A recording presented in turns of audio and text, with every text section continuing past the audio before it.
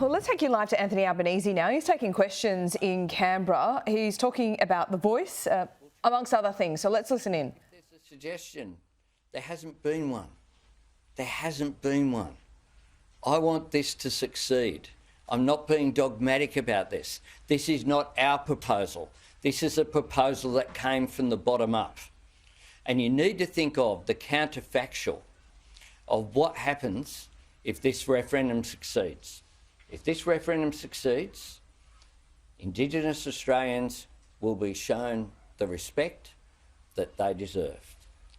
Australians will all know that we've acknowledged the great privilege that we have of sharing this continent with the oldest continuous culture on earth, and the world will see that Australia is a mature country that can be honest about our history and can celebrate that history. That's what this is about. It's not about party politics. And that's what every state premier and chief minister understands. And I just say to my colleagues on the Hill, this isn't the opportunity to look for division. This is the opportunity to look for national unity, to embrace the opportunity which is there. So, you know, if someone has a suggestion, by all means, put it forward. I'm up for it in terms of, you know, whether a pamphlet goes out. It doesn't hurt, a pamphlet going out. People are going to put things in letterboxes anyway during a referendum.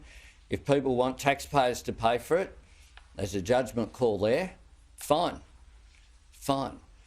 Taxpayers shouldn't be funding the campaigns of yes and no. That should be up to people to fund. There should be equal funding, and there will be under the proposal that we have. But I also welcome Simon Birmingham's comments this morning.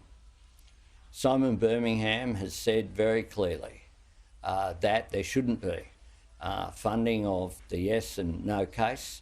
I welcome the comments of Simon Birmingham. I welcome anyone who wants to join this journey on the path to reconciliation.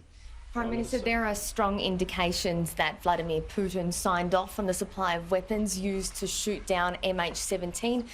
If you could look at him in the eye today, what would you say to Vladimir Putin? I'd say that you are reprehensible, that Vladimir Putin, clearly the shooting down of MH17 was an act of terrorism that had an impact here in Australia but on many countries as well.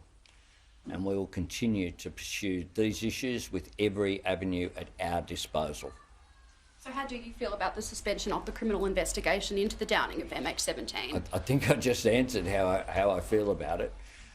The issue, of course, of the Russian invasion of Ukraine. This is a guy who runs an authoritarian regime that doesn't care about human rights, that doesn't care about devastation of communities, whether it be in Ukraine, whether it be the oppression of his own citizens, or whether it be acts outside of Russia, of which we've seen a number. The travesty of MH17 is an issue in which he should be held to account, and Australia will continue to pursue all of these issues with every avenue at our disposal. Prime Minister, this morning the Deputy PM has indicated he wants to get rid of Chinese-linked surveillance cameras from government buildings. You spoke about the relationship with China a little earlier. The last time an Australian government tried to ban or exclude a Chinese company from communications in any form in Australia, it was detrimental to our relationship with China. Are you concerned about how Beijing might react to the removal of those devices? No, we act in accordance with Australia's national interest. We do so transparently. That's what we'll continue to do. Thanks very much.